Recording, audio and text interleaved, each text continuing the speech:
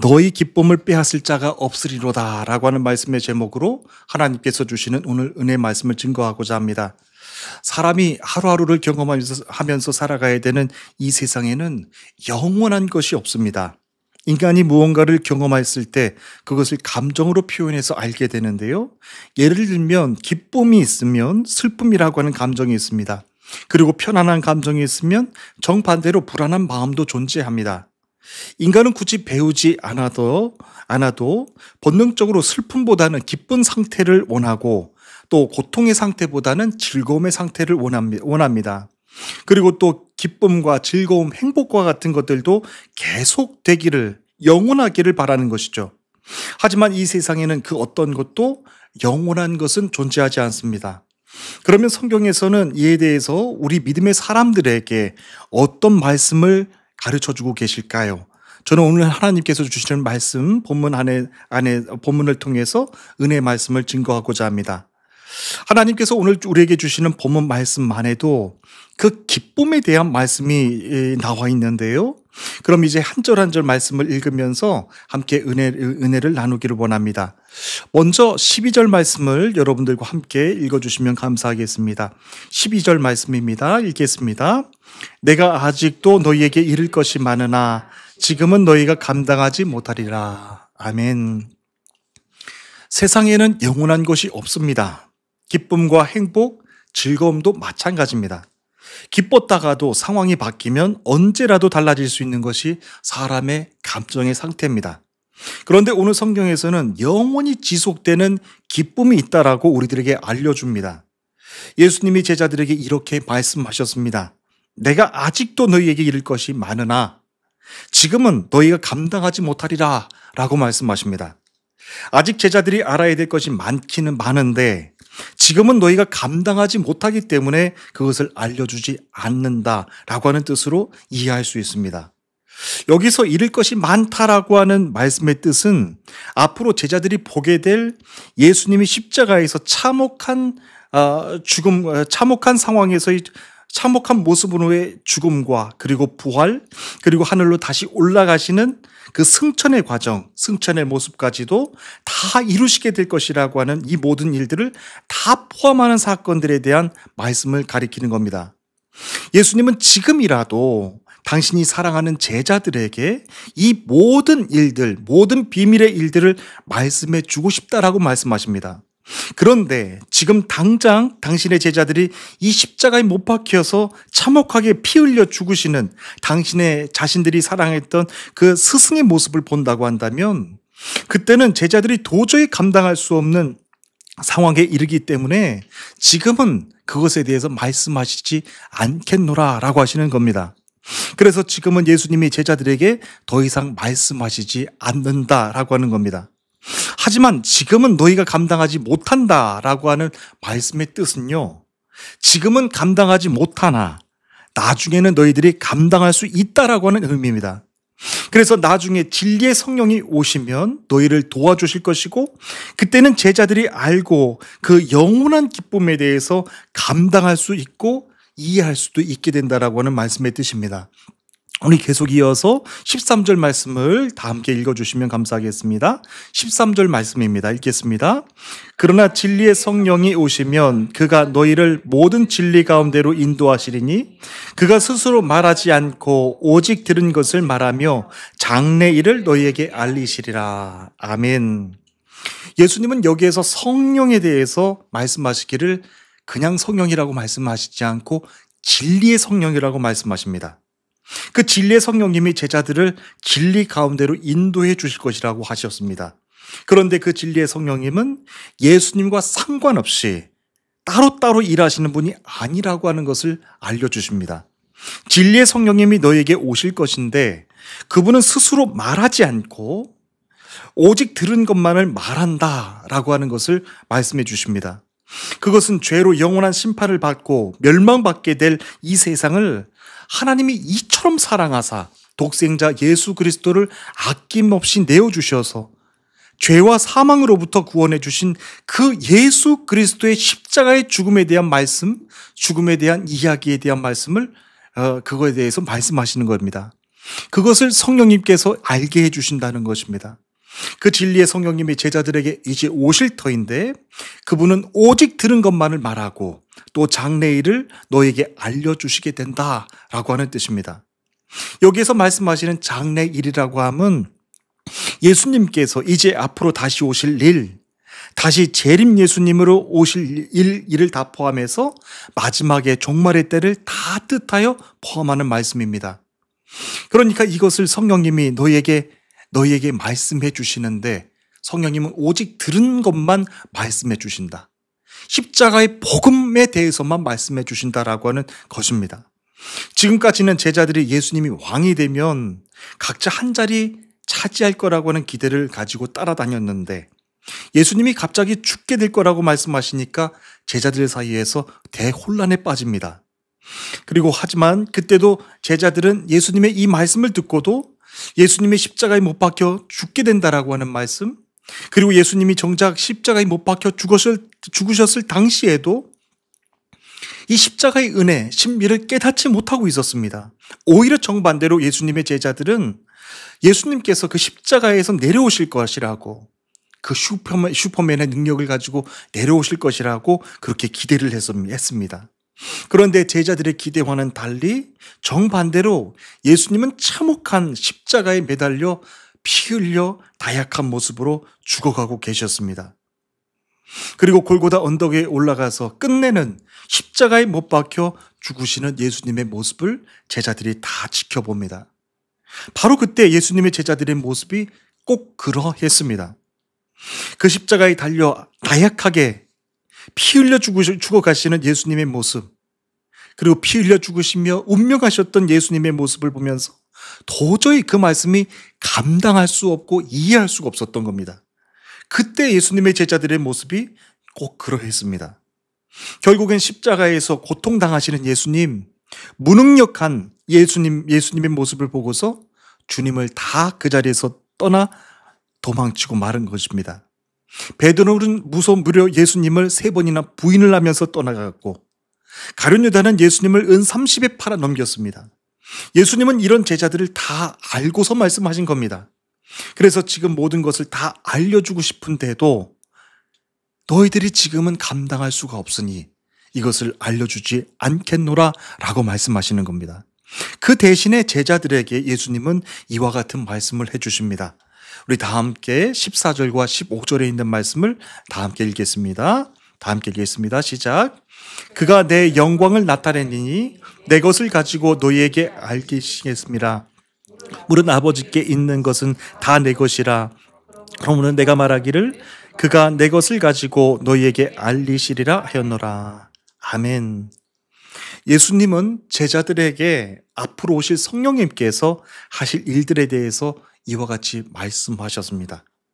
그것은 예수님의 십자가의 영광을 그가 나타내실 것이다. 십자가의 영광을 성령님께서 나타내실 것이고 또 제자들에게 알려주시는 일들도 성령님께서 하시게 될 일이다 라고 말씀하셨습니다.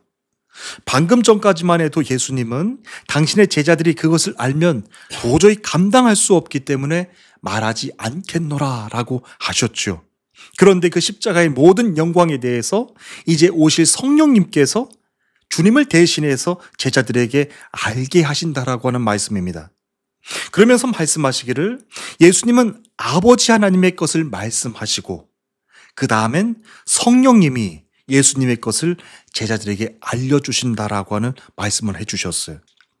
예수님의 십자가의 영광이 하나님께로 옮겨지고 그리고 성령님께서 제자들에게 알려주시는 인격의 그 일들을, 인격의 과정들을 알게 해주신 것입니다. 예수님의 십자가의 영광은 그 참혹한 십자가의 죽음으로 끝나는 것이 아니었어요. 죽음을 통해서 아버지 하나님께 영광이 되게 하셨고 이제 오실 성령님을 통해서 제자들에게 알려주신 그 영광의 십자가였다라고 하는 것입니다. 그 관계에서 가장 중요한 것이 보입니다. 가장 중요한 것은 예수 그리스도의 십자가의 영광이 성령님에게서 제자들에게로 인격적으로 알게 해주신다라고 하는 겁니다. 우리가 교회 안에서 성경 공부도 하고 특별 새벽 기도도 하고 여러 가지 은사 체험도 하고 그러지 않습니까? 그런데 이 모든 과정들이 십자가의 인격 안에서 모든 과정들이 제자들에게 알게 해주신다라고 하는 것을 예수님께서 말씀해 주신 거예요.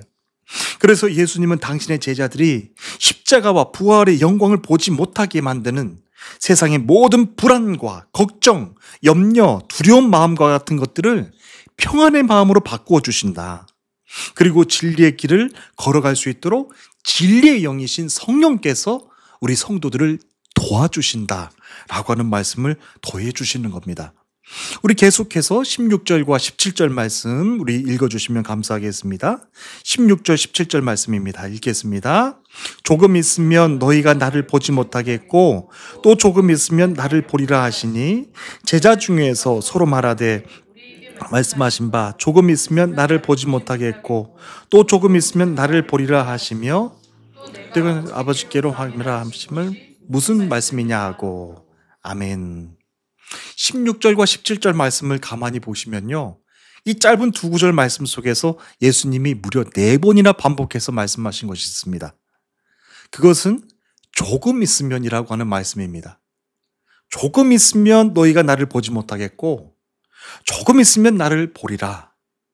그리고 또 조금 있으면 나를 보지 못하겠고 또 조금 있으면 나를 보리라 하시면서 내가 아버지께로 감이라 라고 말씀하셨습니다.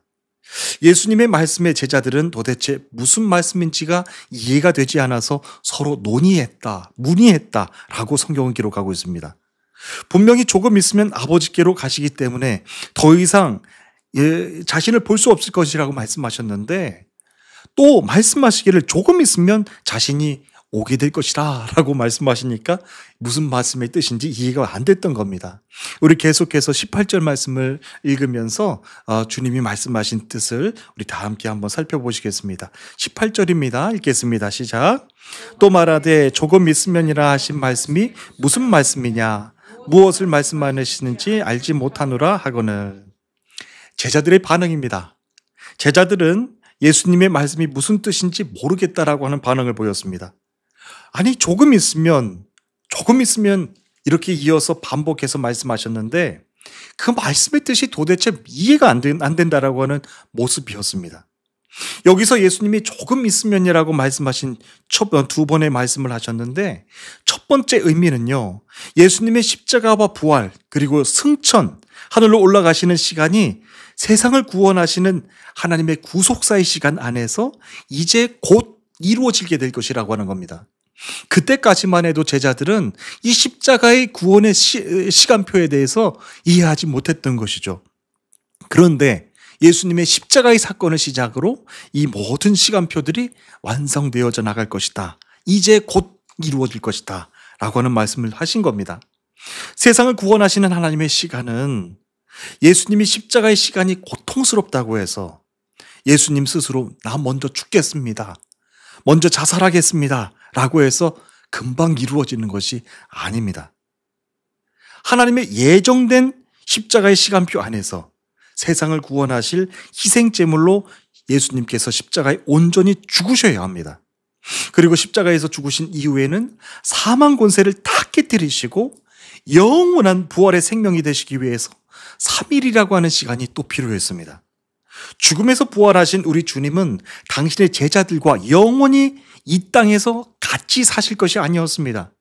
하늘로 또한 올라가셔야만 했습니다.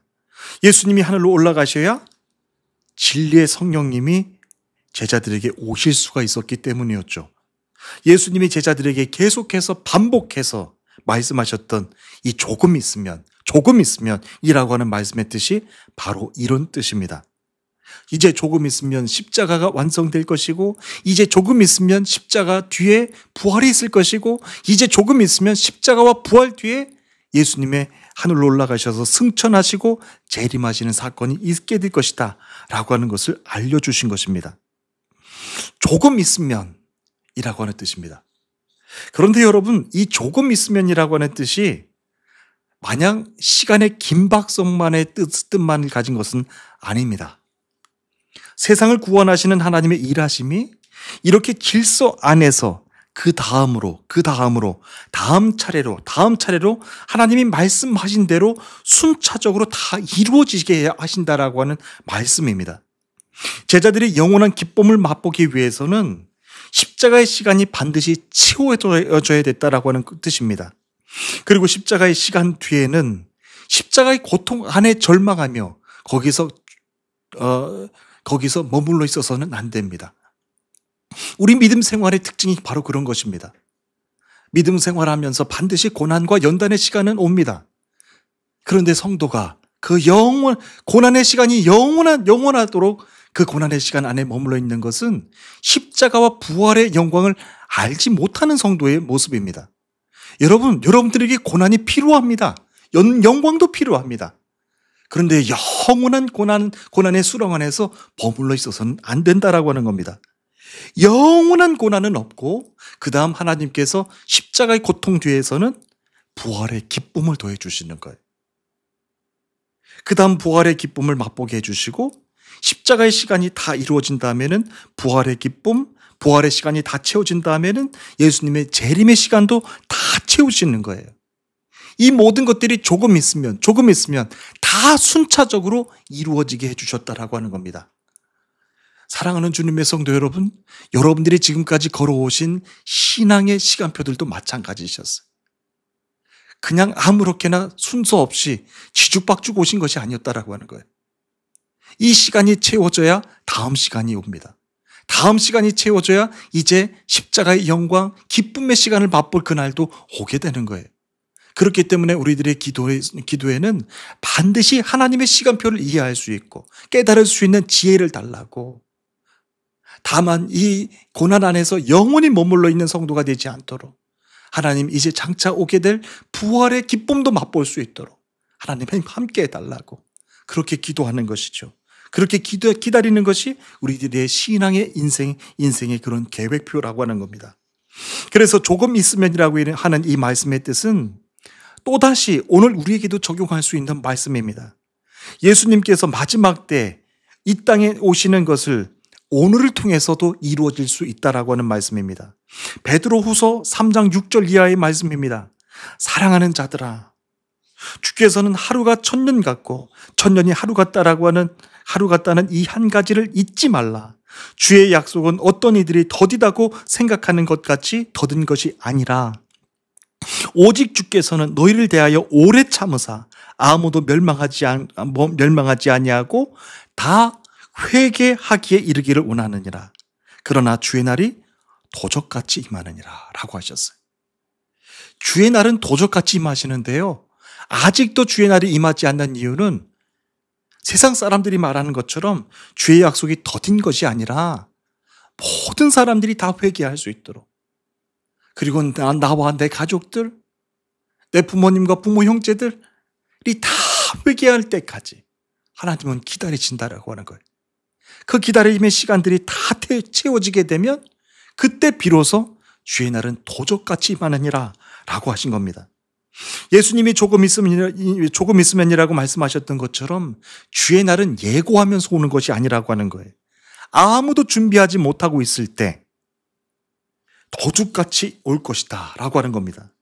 하지만 예수님이 이 말씀을 하셨을 때만 해도 제자들은 이 말씀의 뜻이 무슨 뜻인지를 도저히 알지 못했습니다. 우리 이어서 19절 말씀을 다 함께 읽겠습니다. 19절 말씀입니다. 읽겠습니다. 시작. 예수께서 그 묻고자 함을 아시고 이르시되 내 말이 조금 있으면 나를 보지 못하겠고 또 조금 있으면 나를 보리라 함으로 서로 문의하느냐. 예. 예수님은 제자들이 거기에서 물어보고 싶어하는 것이 무엇인지를 알고 제자들에게 부르셨어요. 사랑하는 제자들아, 조금 있으면 너희가 나를 보지 못하겠고 또 조금 있으면 나를 볼 것이라고 한 말이 이해가 되지 않아서 서로 문의하고 있구나 라고 말씀하셨어요. 지금은 우리가 예수님의 십자가와 부활 그리고 승천과 재림에 대해서도 성경을 읽어서 알고 성경 공부를 통해서도 우리는 지식적으로는 알고 있습니다. 하지만 사실 이 말씀이 믿음으로 온전히 받아들여지는 사건은 우리가 지식으로 하는 사건하고는 전혀 다른 차원의 문제입니다. 오히려 그 당시 예수님의 제자들의 상황 안에서는 자신들이 그토록 사랑했던 예수님이 십자가에 못 박혀 피 흘려 죽으시는 사건만 보더라도 도저히 그 다음 사건, 그 다음 십자가의 스케줄에 대해서 도저히 감당할 수 없는 그런 상황이었을 것입니다. 그 다음 부활하실 예수님에 대해서는 아무리 기쁨의 부활이지만 십자가의 모습이 그렇게 참혹한데 그 다음의 프로세스가, 그 다음의 모습이 도저히 와 닿지가 않는 거예요. 그러니 예수님의 십자가와 부활, 승천, 그리고 앞으로 오실 재림의 예수님에 대해서까지 어떻게 감당할 수 있으며 그들이 이해할 수가 있었겠어요. 그 자리에서는 도저히 이해할 수 없는 모습이었다라고 하는 겁니다. 그런 면에서 우리는 한 가지 염두에 해둬야 될 것이 있습니다. 성령님에 대한 말씀인데요. 성령님이 이제 오셔서 제자들에게 알게 하신다라고 말씀하셨는데 여러분 7절, 8절 말씀을 다시 한번 주목해 보십시오. 7절과 8절 말씀입니다. 내가 너희에게 실상을 말하노니 내가 떠나가는 것이 너희에게 유익이라. 내가 떠나가지 아니하면 보혜사가 너희에게로 오시지 아니할 것이요 내가 그를 너희에게로 보내리니 아니할 것이요 내가 그를 너희에게로 보내리니 그가 와서 죄에 대하여 의에 대하여 심판에 대하여 세상을 책망하시리라 라고 말씀하십니다. 다시 말하면 예수님의 십자가와 부활, 승천, 그리고 다시 오실 예수님의 재림의 사건까지 이해할 수 있는 것은 성령님이 제자들에게 오셔서 세상의 죄에 대해서 책망하실 때 내 안에 오신 십자가 예수님을 만나면서 알게 된다라고 하는 거예요. 굉장히 중요한 영적 진리입니다. 예수님의 십자가와 부활, 재림, 이 모든 사건들이 우리는 지식적으로 알아서 단순한 그냥 과정처럼 보이지만 이것을 알 수 있고 믿음으로까지 받아들여지기 위해서는 내 안에 오신 예수님, 성령님께서 나의 죄에 대해서 책망하실 때 나는 그때 예수님을 더욱더 간절하게 붙잡는 거예요. 내 안에 있는 죄에 대해서 책망하실 때 십자가의 주님, 내가 온전히 십자가의 주님만을 의지하고 십자가의 주님만을 붙잡으면서 간구할 때 내 안에 있는 죄들은 다 용서받게 될 줄로 믿습니다. 그것을 깨닫는 자만이 예수님의 십자가와 재림, 부활에 대해서 알게 된다라고 하는 뜻입니다. 이것을 알지 못하고 그냥 성경에서 기록된 말씀을 달달달 배우기만 하면 이해가 될까요? 그렇지 않다라고 하는 거예요. 한 사람도 예외가 없는 거예요. 주의 종이라고 할지라도, 목회자라고 할지라도 내 안에 오신 성령님께서 나를 책망하실 때 내 안에 찔림이 되게 하신 그 성령님의 음성을 듣고서 예수 그리스도의 십자가를 붙잡는 거예요. 여러분들도 마찬가지십니다. 내가 이롭게 살고 있다라고 생각할 때 그때 성령님께서 오셔서 내 안에 있는 죄들을 보게 하시는 거예요. 그러면서 사도 바울은 외쳤잖아요. 오라, 이 사망의 몸에서 누가 나를 건져내라.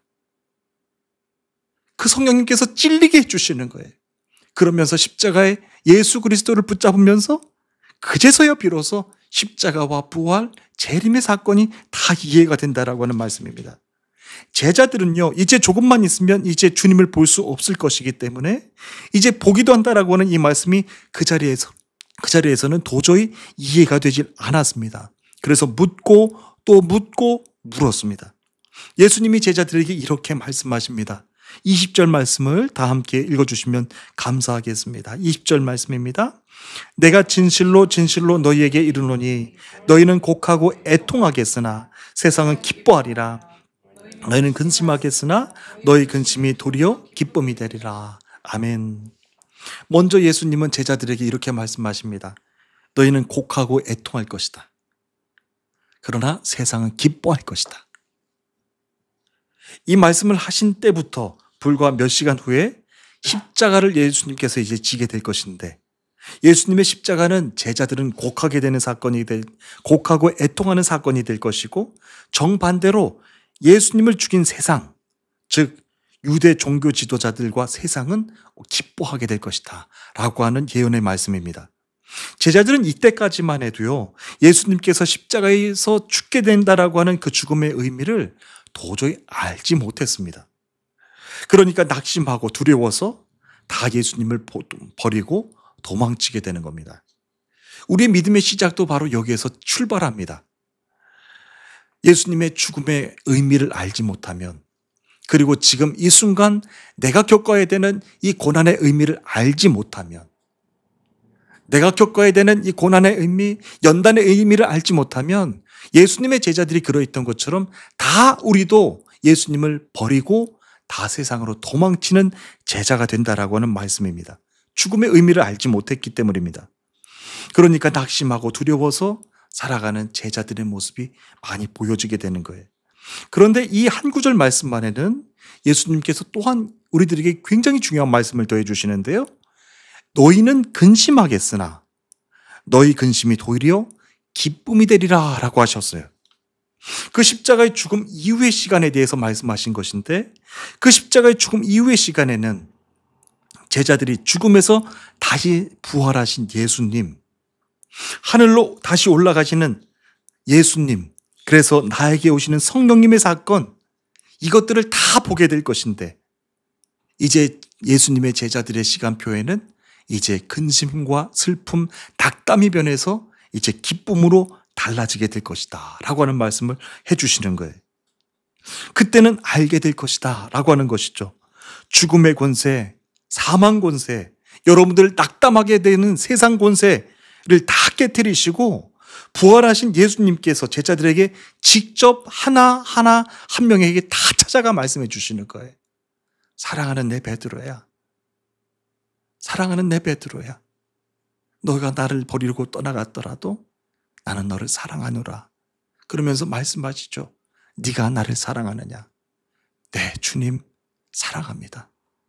다시 한번 말씀하시죠. 네가 나를 사랑하느냐? 네, 주님 사랑합니다. 다시 한번 그 사랑을 확인하시죠.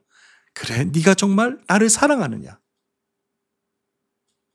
예수님은요, 자기를 버리고 떠난 제자들을 책망하거나 꾸짖는 것이 아니었어요. 자신을 향한 사랑만 다시 확인하시면 되는 거였어요. 그래, 사랑하는 내 제자야. 무서워서 나를 버리고 도망갔어도 돼. 나를 사랑하는 마음만 분명하면 된다 라고 말씀하시면서 예수님의 제자들을 다시 일으켜 세워주셨다라고 하는 것이죠. 예, 주님은 다시 부활하셔서 당신의 제자들에게 다 찾아와 위로와 다시 일으켜 주시는 그런 용기를 더 불러 일으켜 주셨다라고 하는 겁니다. 처음에는 세상을 구원하시는 하나님의 일하심과 예수님의 십자가, 진리의 성령님이 오셔서 나에게 행하실 그 일들이 깨달아지지 않아서 그때는 마냥 두렵고 답답하고 걱정되고 염려돼서 떠나갔는데, 이 모든 사건들을 다 깨닫고 난 다음에는 도리어 기쁨이 될 것이다 라고 하는 거예요. 우리 사랑하는 주님의 성도 여러분, 여러분들에게 지금 감당할 수 없는 고난과 연단의 시간이 오고 계십니까? 그 고난과 연단의 시간 안에 머물러 계십니까? 걱정하지 마십시오. 성령께서 여러분들에게 오셔서 이제 곧 너희들의 근심이 기쁨이 될 것이다 라고 말씀하시는 거예요. 그것을 깨닫고 이해할 때 비로소 기쁨이 되게 해주신다라고 하는 말씀입니다. 그러면서 예수님께서 마지막으로 이런 말씀을 더해 주시는 거예요. 22절 말씀을 다 함께 읽겠습니다. 22절 말씀입니다. 읽겠습니다. 시작. 지금은 너희가 근심하나 내가 다시 너희를 보리니 너희 마음이 기쁠 것이요 너희 기쁨을 빼앗을 자가 없으리라. 아멘. 내가 다시 너희를 보리니 라고 하는 말씀의 뜻은 부활하신 예수님께서 낙심하고 세상으로 다시 돌아간 제자들을 다시 찾아와 불안을 평안한 마음으로 바꿔주신다라고 하는 거예요. 위로하고 격려해 주시는 예수님의 모습을 예고한 말씀입니다. 예수님의 십자가의 죽음을 애통하며 근심했던 제자들이 이제 부활하신 예수님을 만나서 다시 용기를 얻고 기뻐하게 된다라고 하는 겁니다. 그런데 예수님께서 아주 중요한 말씀을 여기서 해주십니다.